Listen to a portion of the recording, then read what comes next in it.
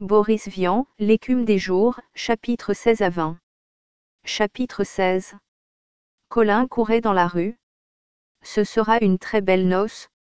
C'est demain matin. Tous mes amis seront là.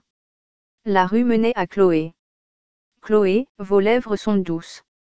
Vous avez un teint de fruits. Vos yeux voient comme il faut voir et votre corps me fait chaud. Des billes de verre roulaient dans la rue et des enfants venaient derrière. Il me faudra des mois pour que je me rassasie des baisers à vous donner. Il faudra des ans de mois pour épuiser les baisers que je veux poser sur vous, sur vos mains, sur vos cheveux, sur vos yeux, sur votre cou. Il y eut 3 petites filles, elles chantaient une ronde toute ronde et la dansaient en triangle. Chloé, je voudrais sentir vos seins sur ma poitrine, mes 2 mains croisées sur vous, vos bras autour de mon cou, votre tête parfumée dans le creux de mon épaule, et votre peau palpitante, et l'odeur qui vient de vous. Le ciel était clair et bleu, le froid vif encore, mais moins. Les arbres, tout noirs, montraient, au bout de leur bois terni, des bourgeons verts et gonflés. Quand vous êtes loin de moi, je vous vois dans cette robe, avec des boutons d'argent, mais quand la portiez-vous donc? Non, pas la première fois. C'était le jour du rendez-vous, sous votre manteau lourd et doux, vous l'aviez contre votre corps. Il poussa la porte de la boutique et entra. Je voudrais des masses de fleurs pour Chloé, dit-il. Quand doit-on les lui porter? Demanda la fleuriste. Elle était jeune et frêle, et ses mains rouges. Elle aimait beaucoup les fleurs. Portez-les demain matin, et puis portez-en chez moi.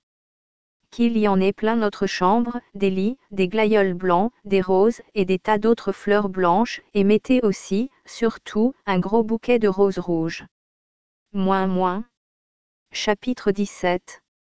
Les frères Desmarais s'habillaient pour la noce.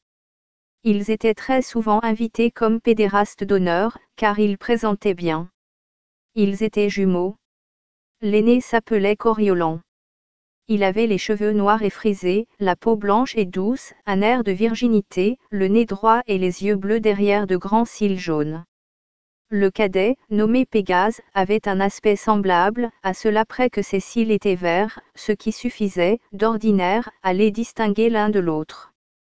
Ils avaient embrassé la carrière de pédéraste par nécessité et par goût, mais, comme on les payait bien pour être pédérastes d'honneur, ils ne travaillaient presque plus, et malheureusement, cette oisiveté funeste les poussait au vice de temps à autre. C'est ainsi que, la veille, Coriolan s'était mal conduit avec une fille. Pégase le tensait d'importance, tout en se massant la peau des reins avec de la pâte d'amande mâle, devant la grande glace à 3 faces. Et à quelle heure es-tu rentré, hein, disait Pégase. Je ne sais plus, dit Coriolan. Laisse-moi. Occupe-toi de tes reins. Coriolan s'épilait les sourcils au moyen d'une pince à forcipressure. Tu es obscène, dit Pégase. Une fille? Si ta tante te voyait. Oh. Tu ne l'as jamais fait, toi. Hein, dit Coriolan menaçant. Quand ça? Dit Pégase un peu inquiet. Il interrompit son massage et fit quelques mouvements d'assouplissement devant la glace. Ça va, dit Coriolan, je n'insiste pas. Je ne veux pas te faire rentrer sous terre. Boutonne-moi plutôt ma culotte. Ils avaient des culottes spéciales, à braguettes en arrière, difficiles à fermer tout seul. Ah! Ricana Pégase, tu vois. Tu ne peux rien dire. Ça va, je te dis. Répéta Coriolan. Qui est-ce qui se marie, aujourd'hui? C'est Colin qui épouse Chloé, dit son frère avec dégoût. Pourquoi prends-tu ce ton? Demanda Coriolan. Il est bien, ce type-là. Oui, il est bien, dit Pégase, avec envie. Mais, elle a une poitrine tellement ronde, qu'on ne peut vraiment pas se figurer que c'est un garçon. Coriolan rougit. Je la trouve jolie, murmura-t-il. On a envie de lui toucher la poitrine. Ça ne te fait pas cet effet-là? Son frère le regarda avec stupeur. Quel salaud tu fais? Conclut-il avec énergie. Tu es plus vicieux que n'importe qui. Un de ces jours, tu vas te marier avec une femme. Moins. Chapitre 18. Le religieux sortit de la sacristoche, suivi d'un bedon et d'un cuiche. Il portait de grandes boîtes de carton ondulées pleines d'éléments décoratifs. Quand le camion des peintureurs arrivera, vous le ferez entrer jusqu'à l'hôtel, Joseph, dit-il au cuiche. Presque tous les cuiches professionnels s'appellent Joseph, en effet. On peint tout en jaune, dit Joseph. Avec des raies violettes, dit le bedon, Emmanuel Judeau, grand gaillard sympathique dont l'uniforme et la chaîne d'or brillaient comme des nez froids. Oui, dit le religieux, parce que le chevêché vient pour la bénédiction. Venez, on va décorer le balcon des musiciens avec tous les éléments qu'il y a dans ces boîtes. Il y a combien de musiciens, demanda le cuiche.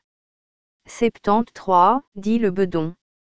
Et 14 enfants de foi, dit le religieux fièrement. Le cuiche fit un long sifflement, fuyou. Et ils ne sont que 2 à se marier, dit-il, admiratif. Oui, dit le religieux. C'est comme ça avec les gens riches. Il y aura du monde. Interrogea le bedon. Beaucoup, dit le cuiche. Je prendrai ma longue hallebarde rouge et ma canne à pomme rouge. Non, dit le religieux. Il faut la hallebarde jaune et la canne violette, ça sera plus distingué. Ils arrivaient au-dessous du balcon. Le religieux ouvrit la petite porte dissimulée dans un des piliers supportant la voûte et l'ouvrit. L'un après l'autre, ils s'engagèrent dans l'étroit escalier en vie d'Archimède. Une vague lueur venait d'en haut. Ils montèrent 24 tours de vie et s'arrêtèrent pour souffler. C'est dur, dit le religieux. Le cuiche, le plus bas, approuva, et le bedon, pris entre 2 feux, se rendit à cette constatation. Encore 2 tours et demi, dit le religieux. Ils émergèrent sur la plateforme située à l'opposé de l'autel, à 100 mètres au-dessus du sol, que l'on devinait à peine à travers le brouillard. Les nuages entraient sans façon dans l'église et traversaient la nef en flocons gris et amples. Il fera beau, dit le bedon en reniflant l'odeur des nuages. Il sent le serpolet. Avec une trace d'aubifoin, dit le cuiche, ça se sent aussi. J'espère que la cérémonie sera réussie, dit le religieux. Ils posèrent leurs cartons et commencèrent à garnir les chaises des musiciens au moyen d'éléments décoratifs.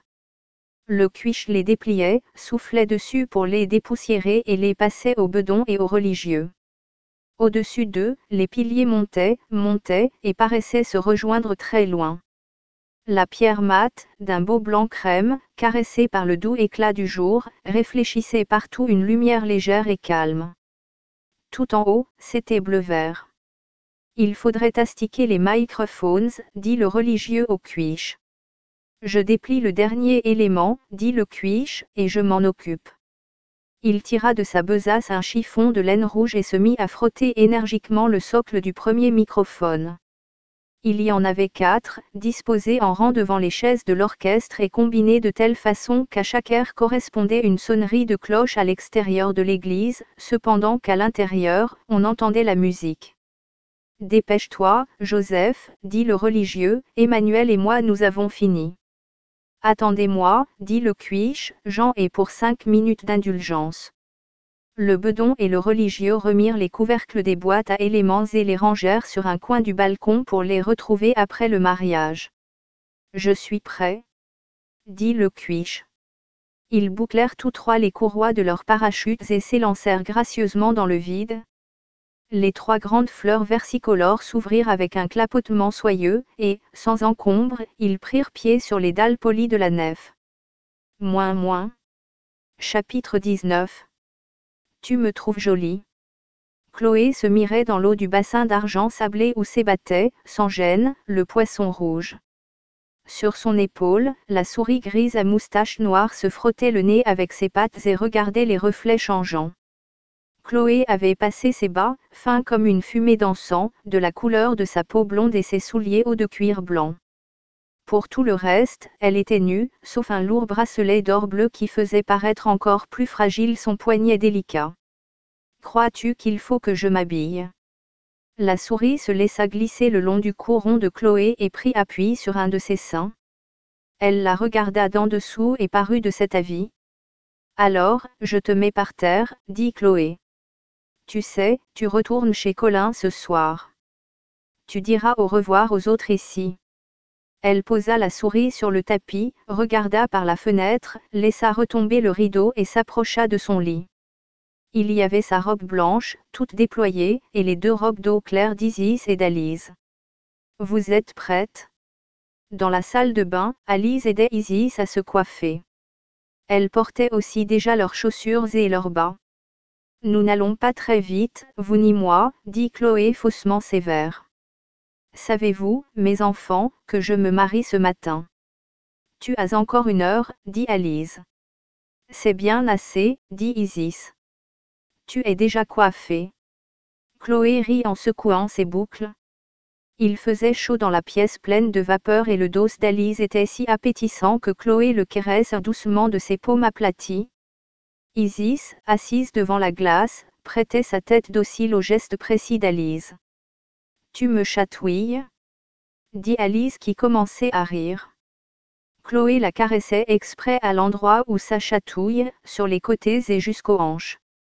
La peau d'Alice était chaude et vivante. Tu vas rater mon rouleau, dit Isis qui se faisait les ongles pour passer le temps. Vous êtes belles, toutes les 2, dit Chloé.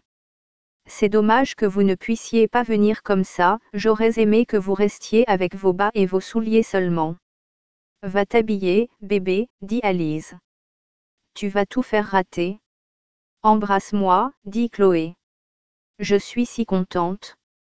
Alice l'expulsa de la salle de bain et Chloé s'assit sur son lit. Elle riait toute seule en voyant les dentelles de sa robe. Elle mit, pour commencer, un petit soutien-gorge de cellophane et une culotte de satin blanc que ses formes fermes faisaient bomber gentiment par derrière. Moins. Chapitre 20. Ça va, dit Colin. Pas encore, dit Chick.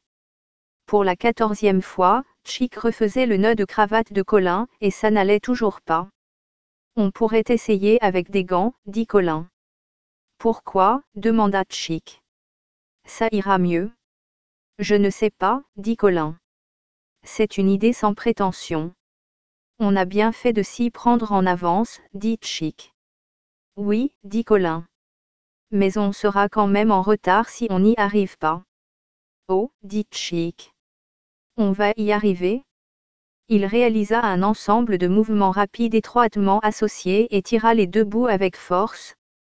La cravate se brisa par le milieu et lui resta dans les doigts. C'est la 3e, remarqua Colin, l'air absent. Oh, dit Chick. Ça va, je le sais.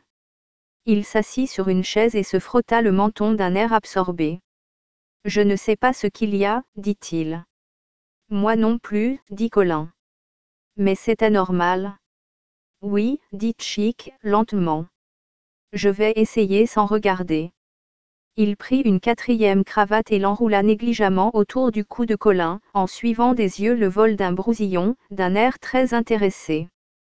Il passa le gros bout sous le petit, le fit revenir dans la boucle, un tour vers la droite, le repassa dessous, et, par malheur, à ce moment-là, ses yeux tombèrent sur son ouvrage et la cravate se referma brutalement, lui écrasant l'index. Il laissa échapper un gloussaillement de douleur. Bougre de néant, dit-il. La vache. Elle t'a fait mal? Demanda Colin compatissant. Chick se suçait vigoureusement le doigt. Je vais avoir l'ongle tout noir, dit-il. Mon pauvre vieux. Dit Colin. Chick marmonna quelque chose et regarda le cou de Colin. Minute. Souffla-t-il. Le nœud est fait. Bouge pas.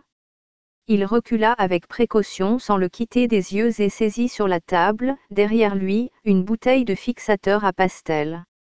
Il porta lentement à sa bouche l'extrémité du petit tube à vaporiser et se rapprocha sans bruit. Colin chantonnait en regardant ostensiblement le plafond. Le jet de pulvérin frappa la cravate en plein milieu du nœud.